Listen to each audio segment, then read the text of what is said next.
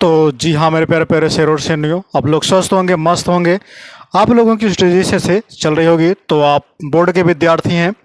आप सभी लोगों के लिए जो इस समय क्लास 10 में हैं, उनका जो पहला चैप्टर है फिजिक्स का, ठीक है, प्रकाश, परावर्तन और अपवर्तन, उसी चैप्टर को, ठीक है, आगे की कड़ी में लेकर के चलते हैं, यानी कि आगे पार्ट में लेकर के आएंगे। जो मैंने आपको छोड़ा था, पार्ट 1 आपने पढ़ लिया होगा, पार्ट 2 भी आपने पढ़ लिया होगा, पार्ट 3 की हम बात करेंगे, जिसमें हमने आपको कहा था फोकस दूरी तथा वक्रता त्रिज्या में संबंध, ये हम आज देखेंगे।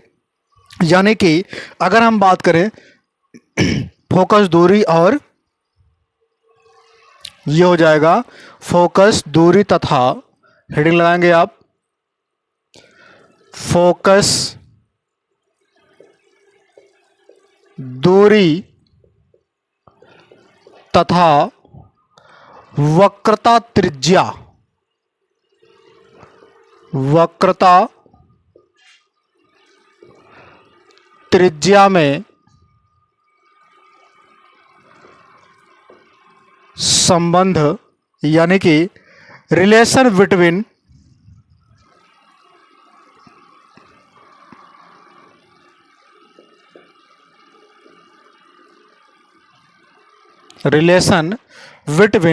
फोकल लेंथ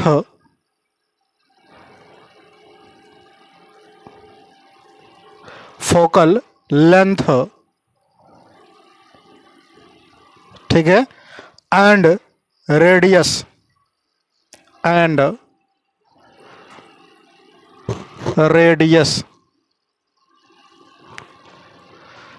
ठीक, and radius of curvature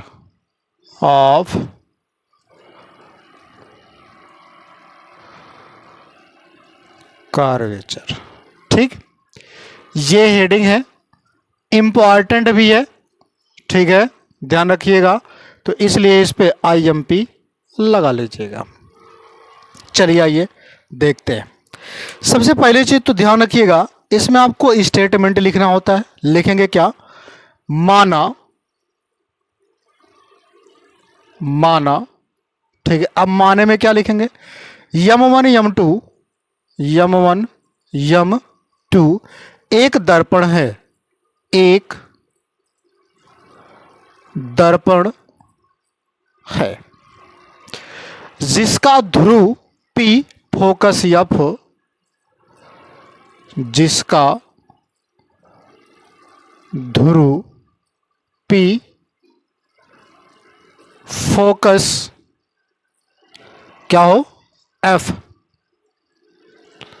focus F, तथा वक्रता केंद्र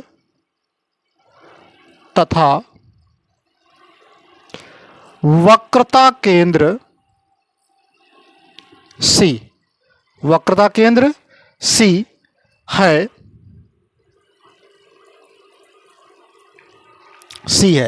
मुख्य अक्ष के समांतर, मुख्य अक्ष के समांतर ए बी दर्पण के बिंदु B पर,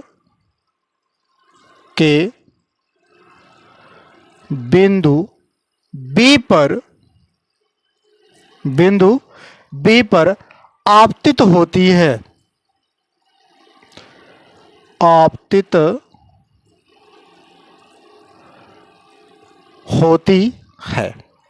ठीक।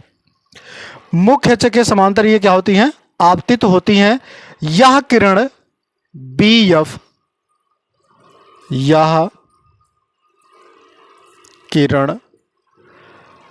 BF दिशा में परावर्तित होती है, BF दिशा में परावर्तित होती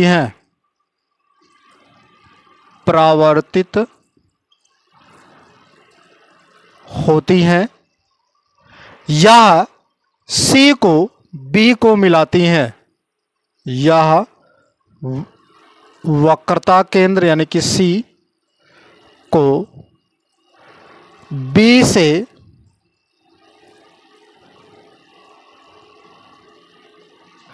ठीक है, यह सी को बी से बी सी को ठीक है मिलाती है।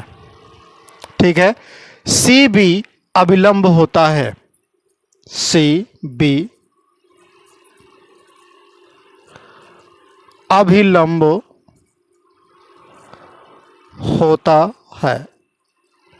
ये जो मैंने आपको लिख करके बताया ये फिगर पर होता है। किस पे होता है? फिगर पर होता है। चलिए हम इसके फिगर को बनाते हैं। सबसे पहले चीज तो ध्यान रखिएगा, जैसे यहां मैंने एक दर्पण बनाया, यम1 और ये यम2 लिया, वही चीज मैंने इधर भी लिखा है। ठीक है, ध्यान दीजिएगा, हमने कहा कि ये दर्पण कौन सा होगा? अवतल होगा। देखिए, तो यहां से मैंने एक रेखा खींचा, इसका नाम हमने रखा मुख्य अक्ष। क्या नाम रखा इसका? मुख्य अक्ष। क्या नाम रखा? मुख्य अक्ष। यहां पर क्या होगा? P, जिसको हम क्या मानते हैं? ध्रुव मानते हैं। इतनी बातें क्लियर हो गई। अब यहां पर जो हो जाएगा, अगर हम बात करें तो यहां पर इसका डाटर करके यहां पर आ जाते हैं, तो ये मान लेते हैं C। अब C को हम क्या मानते हैं? वक्रता केंद्र। और यहां हो जाएगा इन दोनों के बीच में F। इस F को हम क्या मानते हैं? तो इसी F को हम मानते हैं मुख्य फोकस भी मान लेते। क्या मानेंगे? फोकस। F को क्या मानेंगे? फोकस मानेंगे। अब ध्यान दीजिएगा, यहां C से लेकर के और ध्रुव तक, ठीक है, के बीच की जो दूरी होती है इसको हम कहते हैं वक्रता त्रिज्या यानी कि R। क्या कहते हैं? वक्रता त्रिज्या यानी R। F और P के बीच की दूरी क्या कहलाएगी? F और P के दूरी को क्या कहते हैं? फोकस दूरी कहेंगे। क्या कहेंगे? फोकस दूरी कहेंगे। इतनी बातें क्लियर हो गई। ठीक है, मैंने आपको चीजें आपको बता दिया। अब ध्यान दीजिएगा, जब कोई किरण आएगी, जब कोई किरण आती है, मतलब प्रकाश की किरण यहां से चली, ठीक है, परावर्तक तल से टकराई, परावर्तक तल से क्या हुई? टकराई। जब यह टकराती है तो पुनः फोकस से होकर के गुजरती है। यह बनाने का प्रतिबिंब होता है। किससे गुजरेगी? फोकस से। और ये जब फोकस से गुजरेगी तो ध्यान रखिएगा एक प्रतीत भी होगा। तो यहां से जब फोकस से गुजरी तो यहां से डॉट डाल करके सी से हम क्या कर देते हैं? इसको यहां मिला देते हैं। ये बना लेते हैं त्रिभुज। क्या बना लेते हैं? त्रिभुज। सी, एफ और यहां एक और मान लेते हैं जिसको हम क्या बोलेंगे? बी ले लेते हैं। त्रिभुज बना लिए। अब उसके बाद ध्यान रखिएगा, इसको हम ए ले लेते हैं। यहां एफ ऑलरेडी है आपका, यहां सी ऑलरेडी है आपका, ठीक, और यहां पी आपका ऑलरेडी है। यानी आप देखेंगे कि परावर्तक तल का ये वाला हिस्सा जब इसको हम ऐसे घुमाएंगे तो ये दर्पण हो जाएगा। यही चीज तो है। तो यानी कि ये किरण आई और यहां से वापस चली गई और यहां से ये अभिलंब हुआ। यानी कि जो सी है ये तुम्हारा क्या हुआ? ये मान लेते हैं बी हो गया और ये हो गया सी। ये अभिलंब हो गए और ये जो किरण आई और वापस चली गई परावर्तक तरफ, ये आने वाली किरण हुई कौन सी? ए। और जब टकरा करके कहाँ चली गई? ठीक है, ये यब से होता हुई जाइए, यहाँ पे क्या हो जाएगा? एफ हो जाएगा। वही चीज तो हुआ है। ये दर्पण हो गया यम1 और यम2, वही चीज तो हमने लिखा है। तो अब बताइए कि यम1 यम2 एक दर्पण है M1 M2 एक दर्पण है जिसका ध्रुव P है, बीच में ध्रुव P है, फोकस F है, फोकस F ले लिया तथा वक्रता केंद्र C है। ठीक है, मुख्य अक्ष के समांतर AB दर्पण के बिंदु B पर आपतित होती हैं, यानी कि बिंदु B पर क्या होती हैं, AB आपतित होती है, यानी कि आती हैं, किरण क्या होती हैं, आती हैं, मुख्य अक्ष के समांतर आती हैं। तो यह किरण BF कहाँ पर, B और F में परावर्तित हो जाती है, यानी कि टकरा कर क्या हो जाती हैं, परावर्तित हो जाती है, यानी कि ए क्या होगी, टकरा करके परावर्तित हो जाती है BF। ठीक है, तो यह C को B से मिलाती है, यानी कि C को B से जब हम मिला देते हैं डॉट डॉट करके तो CB क्या हो जाती है, एक अभिलंब हो जाती है। तो ये आपने पढ़ा होगा परावर्तन के नियम में, ये अभिलंब होता था, ये आपतित किरण था, ये परावर्तित किरण था, ये इतना आप जानते होंगे। ये कौन सा था, आपतित, और ये परावर्तित, और ये था अभिलंब, है ना, यही इतना तो था। अब चलिए देखते हैं इसके स्टेटमेंट को। ठीक है, हमने आपको लिख करके बता दिया कैसे कैसे लिखेंगे। फिगर अगर आपके दिमाग में बैठ गया है ये वाला फिगर, तो याद रखिएगा इसको आप लिख ले जाएंगे, और इसको सॉल्व भी करना होता है तो आप सॉल्व भी कर सकते हैं। कैसे करेंगे, देखिए यहाँ पे त्रिभुज भी बनेगा, यहाँ से देखिए एक त्रिभुज ये बन रहा है, एक त्रिभुज ये बन रहा है। अभी कैसे सॉल्व करते हैं चलिए आइए देखते हैं। ठीक है, क्योंकि यहाँ समझिएगा, ठीक है, जब CB अभिलंब है तो क्या होगा, कोण ABC, कोण ABC, ABC ये कोण बनेंगे, यानी कि कोण ABC ये कोण होगा। और ये कौन सा कोण था, ये आपतन कोण था, वो क्या था, परावर्तन कोण। तो कोण ABC, बीच में B इसलिए लिखा गया क्योंकि B पर कोण है। ठीक है, बराबर है किसके, कोण, ये दोनों बराबर होंगे किसके, CBF के, CBF के। आपको पता होगा कि ये आपतन कोण और परावर्तन कोण दोनों क्या थे, बराबर थे।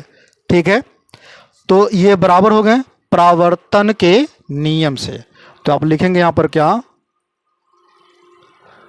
परावर्तन के नियम से, क्या लिखेंगे,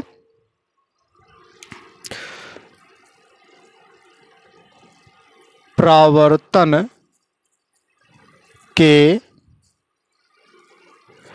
नियम से। ठीक, अब परावर्तन के नियम से इतना तो हो गया। अब आगे देखते हैं क्या होता है। तो कोण ठीक हो जाएगा ABC बराबर है कोण BCF के, BCF के, यानी कि कोण AB ठीक है C बराबर होगा BCF के, यानी कि BCF के, यानी कि E कोणवा बराबर हो E कोणवा, मतलब E वाला कोण बराबर होगा इस वाले कोण के। ठीक है, ये बराबर होगा इसके, यही ना बराबर होगा। अब उसके बाद देखिए कोण CBF बराबर होगा कोण BCF के, कोण CB, तो कोण CBF बराबर होगा कोण B, ये हो गया B और C, उसके बाद क्या हो जाएगा तुम्हारा F के। ठीक है, मतलब उल्टा सीधा करके, यानी कि कोण यहाँ जो है B है और यहाँ C है, तो कोण B और C बराबर होंगे, और यहाँ पर B और C क्या होंगे, बराबर होंगे। यहाँ पे B भी क्या होगा, बराबर होगा कोण, ये हो गया। यानी कि आप देखेंगे दोनों में BF और ठीक है FC क्या हो रहे हैं, कॉमन हो रहे हैं। देखिए यहाँ पर BF और FC क्या हो रहे हैं, कॉमन हो रहे हैं। इस समीकरण एक बना लेना। कैसे कॉमन हो रहे हैं ये देखो, BF इसमें भी है, ठीक है, और FC इसमें भी है। तो देखिए FC इसमें भी है, ठीक है, BF इसमें है ना, तो B यहाँ पे भी देखिए B इसमें भी सब में कॉमन हो रहा है। बी एफ इसमें भी है, यानी कि बी एफ वी एफ जो जब कॉमन है, देखो बी एफ और यहाँ पर देखो बी एफ और एफ सी सी एफ, या फिर ये सब देखिए कॉमन हो रहा है, तो बी एफ बराबर हो जाएगा सी एफ, यानी कि बी एफ बराबर हो जाएगा किसके, सी एफ के, तो सी एफ के बराबर होगा। यहाँ पर देखिए बी एफ बराबर होगा सी एफ के, यानी कि ईकर कोणवा जो होगा, ये वाला जो कोण होगा, दोनों के क्या होंगे, दोनों का कोण बराबर होगा, यानी कि सी एफ बराबर होगा किसके, एफ बी के या फिर बी एफ के। जब ये बराबर हो जाएगा तो समीकरण इसको क्या कर लेंगे, एक कर लेंगे। अब देखिए इसी पर बी एफ फिर हो रहा है बराबर किस चीज के, पी एफ के, पी एफ के। अब ये जो बराबर होगा इसको समीकरण क्या कर लेंगे, दो कर लेंगे, क्योंकि बी पी के निकट है, क्योंकि बी पी के निकट है। समझते हैं कैसे, देखिए हमने यहां पर P क्यों लिखा उसको समझिए। आपको पता होगा कि C या F यहां पर है और C यहां पर है। जब FC यहां पर है तो एक चीज ध्यान रखिएगा कि इसकी और इसकी दूरी हम ले लेंगे, यहाँ पर आ जाएगा P। अब यहाँ पर जब इसको डॉट डॉट करके ऐसे मिलाएंगे तो यहाँ हो जाएगा यन। यन हम इसलिए नहीं लिखेंगे क्योंकि ये दोनों बहुत थोड़ी सी दूरी रखते हैं, इसलिए हम डायरेक्ट हमने क्या लिख लिया है, इसके स्थान पर P लिख लिया है। ठीक है, यहाँ पर F और C का मतलब क्या है, F और C ये छोटी दूरी है। जब हमको पूरी दूरी निकालना होगा तो हमको C और P लेना पड़ेगा, यानी कि CN लेना पड़ेगा। तो CN को हटाने के बाद डायरेक्ट हम क्या लिख देंगे, P लिख देंगे। तो यहां पर हमने क्या लिख लिया है, PF लिख दिया है। ठीक है, इसको समीकरण हम दो मान लेंगे, जबकि इसको हम एक भी मान सकते हैं, उसमें कोई दिक्कत नहीं होगा। ठीक है, क्योंकि इसी को हमने केवल क्या किया है, सुधारा है। अब देखिए ध्यान से, तो यहां पे क्या कर लीजिएगा, समीकरण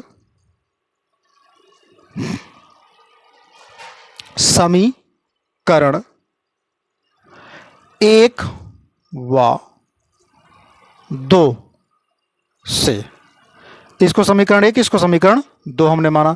जब समीकरण एक और दो लेंगे तो दोनों में देखो कॉमन क्या चीज है, बी एफ वी एफ क्या है, कॉमन है। तो बचा क्या तुम्हारा, एफ। ठीक है, बच रहा है एफ सी, और क्या बच रहा है तुम्हारा, यहां पर पी एफ बच रहा है, पी एफ और एफ सी बच रहा है। दोनों को हमने क्या कर दिया है, बराबर कर दिया है। जब दोनों को हम बराबर कर लेंगे तो क्या हो जाएगा तुम्हारा, पी एफ बराबर हो जाएगा, पी एफ बराबर हो जाएगा पी एफ प्लस, ठीक है, एफ सी। ये देखो कैसे बराबर होगा, पी एफ की बात किया है तो P ऑलरेडी यहां होगा, पी एफ, ये दोनों ठीक है जुड़ेंगे किसमें, पी एफ में, दोनों। ठीक है, तो पी एफ डबल बार हैं, जुड़ गए।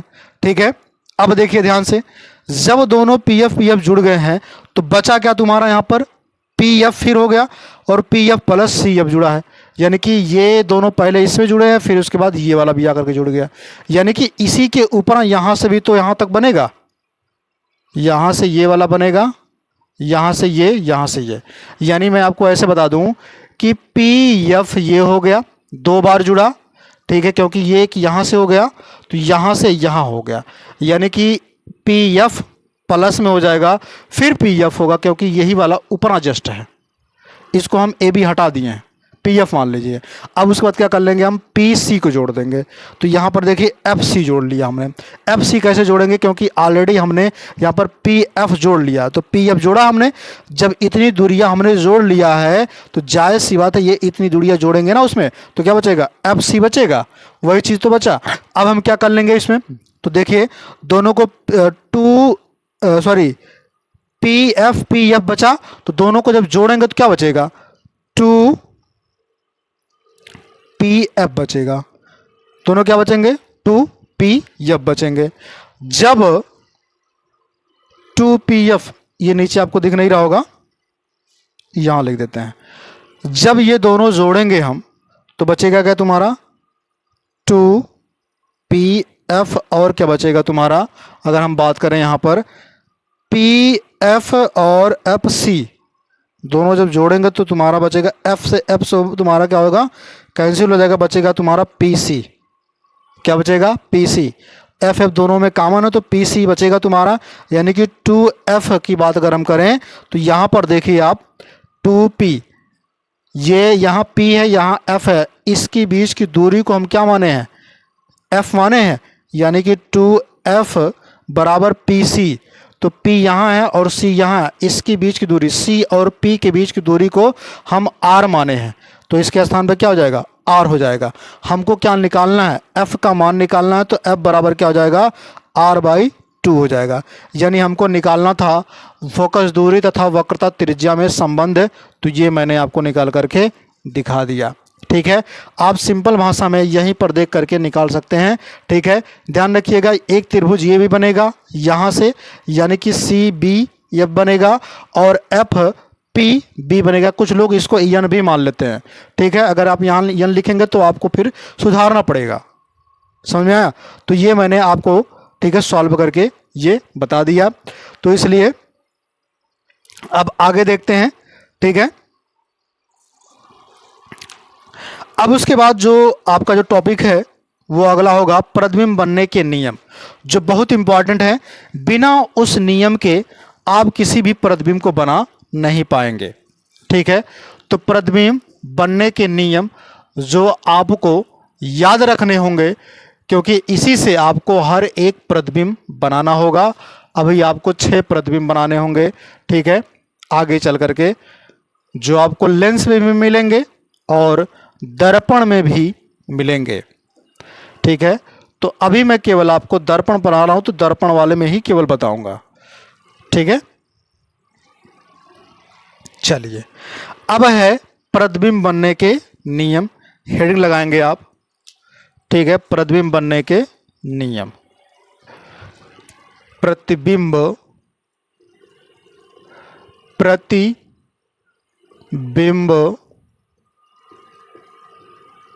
बनने के नियम, यानी कि हो जाएगा प्रतिबिंब बनने के नियम, रूल फॉर द, ठीक है, फॉर्मेशन ऑफ, रूल ये लिख देता हूं, rule for the formation, for the formation of, ठीक है, किसके, रिफ्लेक्शन, यानी कि ठीक है परावर्तन में प्रतिबिंब के बनने के नियम।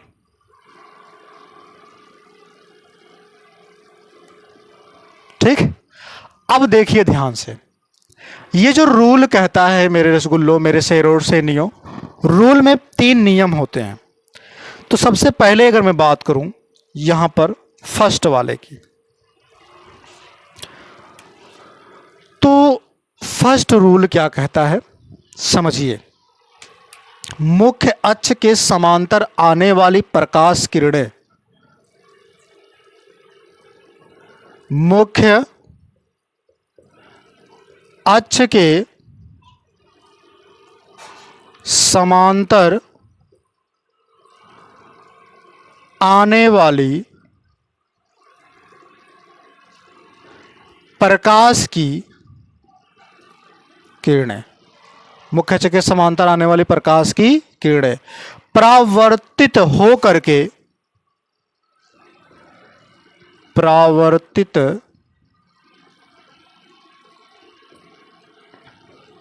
हो करके, परावर्तित होकर के मुख्य फोकस में से होकर गुजरती हैं, मुख्य फोकस में से होकर, में से होकर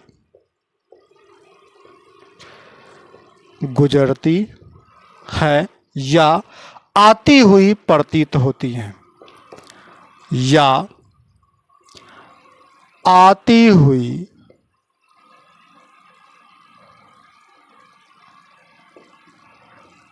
प्रतीत होती हैं। ठीक, समझते हैं, आपको बना करके दिखा देता हूं। दो दो इसमें फिगर बनेंगे। सबसे पहला चीज तो ये हो जाएगा यम1 यम2 अवतल दर्पण, और ये हो जाएगा उत्तल यम1 यम2। अब ध्यान दीजिएगा, दोनों में मुख्य अक्ष होंगे, मुख्य अक्ष इसमें भी होगा, मुख्य अक्ष इसमें भी होगा। इस वाली लाइन को मुख्य अक्ष कहते हैं, वो आपको पता है। तो ध्यान दीजिएगा, हमने कहा ये सी हो जाएगा और यहाँ हो जाएगा एफ। ठीक है, वैसे यहाँ पर भी क्या हो जाता है, सी हो जाता है, और यहाँ पर क्या हो जाता है, एफ हो जाता है। यही चीज़ है। तो आपने लिखा मुख्य अक्ष के समांतर, ये मुख्य अक्ष है लाइन, तो इसी के समांतर, इसी के समांतर आने वाली प्रकाश की किरण आई, इधर भी क्या हुई, प्रकाश की किरण आई प्रकाश की किरण।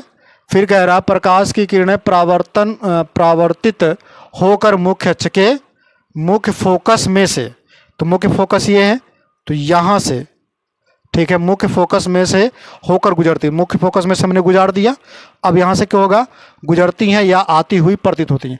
तो यहाँ पे आपको क्या लगेगा, ऐसे गुजारोगे तो यहाँ पर डॉट करके मिलाओगे तो ये ऐसा लगेगा कि आती हुई किरणें हैं, लेकिन ये क्या हो जाती हैं, वापस चली जाती हैं। ठीक है, इस वाले में यानी जिसको हम बात करेंगे उत्तल, उत्तल वाले में आपको प्रतीत होगा, आभास होगा। ठीक है, लेकिन इस वाले में आपको रियल दिखेगा। समझ में आया? अब इतनी बातें क्लियर हो गई। चलिए, पहला नियम था। दूसरा नियम क्या कहता है, दूसरा नियम कह रहा है मुख्य फोकस से होकर जाने वाली, मुख्य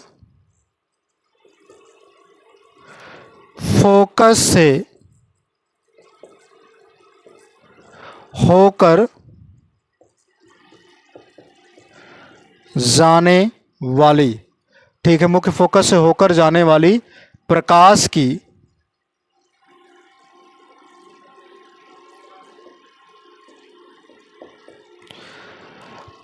की किरणें परावर्तित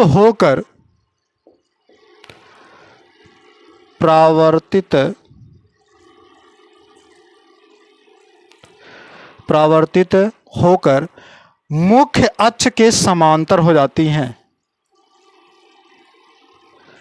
मुख्य अक्ष के समांतर हो जाती हैं, समांतर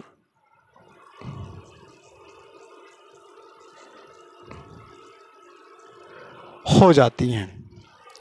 जैसे आप देख रहे हैं, ये फिगर आप बना लीजिएगा। ठीक है, मैं आपको यहां बना करके दिखा दे रहा हूं। फिगर वही बनेगा यम1 और यम2। यहां एक मुख्य अक्ष हो गया, इसको हम पी ले लेंगे, और यहां पर हम एफ ले लेंगे, और यहां पर हम सी ले लेंगे। सेम वही चीज इधर भी बनेगा, यम1 यम2 एक मुख्य अक्ष ले लेंगे, यहाँ पर हो जाएगा एफ और यहाँ पर हो जाएगा सी, और ये है तुम्हारा पी।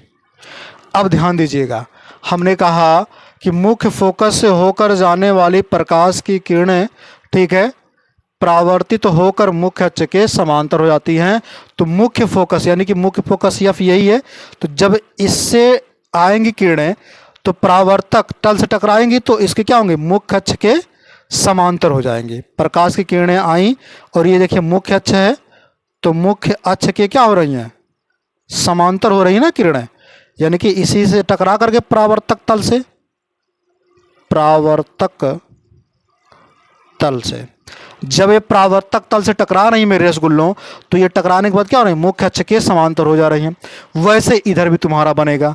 तो जब यहाँ से किरणें आई हैं, आभास होगा इसमें, तो ध्यान देना ये किरणें आकर के यहाँ टकराने के बाद क्या हो जाएंगी, मुख्य अक्ष के समांतर हो जाती हैं। यानी कि ये फोकस से होकर के, ऐसा लगेगा कि फोकस से होकर के ये किरणें जा रही हैं। समझ में आया? तो ये मैंने आपको बता दिया। ये किस में होगा, उत्तल वाले में, ये किस में होगा, अवतल वाले में। समझ में आया? अब उसके बाद तीसरा नियम क्या कहता है, तीसरा नियम, ठीक है, इसको मैं मिटा देता हूं, पहले नियम को।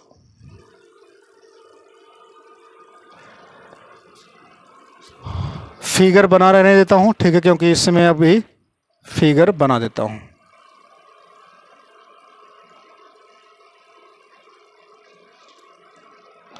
है ना, नहीं तो फिर मुझे बनाना पड़ेगा, लेकिन आप लोग बना लीजिएगा, उसी में मत बनाइएगा, ठीक है। चलिए, ये है तीसरा नियम। कौन सा है, थर्ड वाला, ठीक है। कह रहा तीसरा नियम, वक्रता केंद्र से होकर जाने वाली, वक्रता केंद्र से होकर जाने वाली प्रकाश की किरणें, कौन सी किरणें, प्रकाश की किरणें, कौन सी किरणें, प्रकाश की किरणें परावर्तन की पश्चात, परावर्तन के पश्चात, किसके पश्चात, परावर्तन के पश्चात अपने मार्ग में वापस लौट जाती हैं, अपने मार्ग में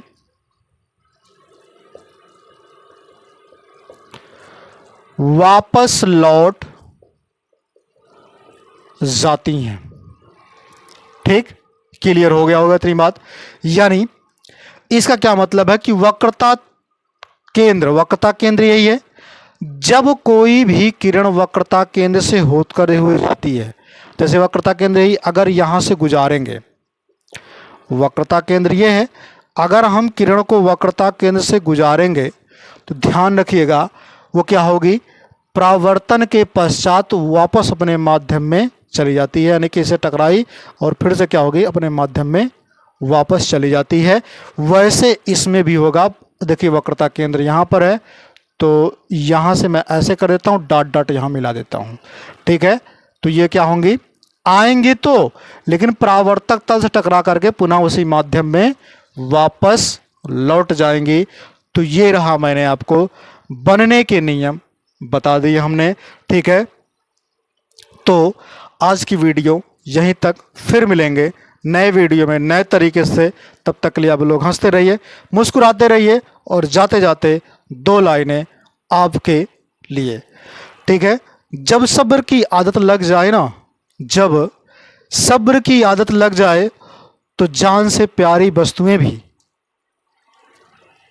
तो जान से प्यारी वस्तुएं भी दिल से उतर जाती हैं, ठीक है। तो ये रहा, जय हिंद जय भारत, फिर मिलेंगे नए वीडियो में।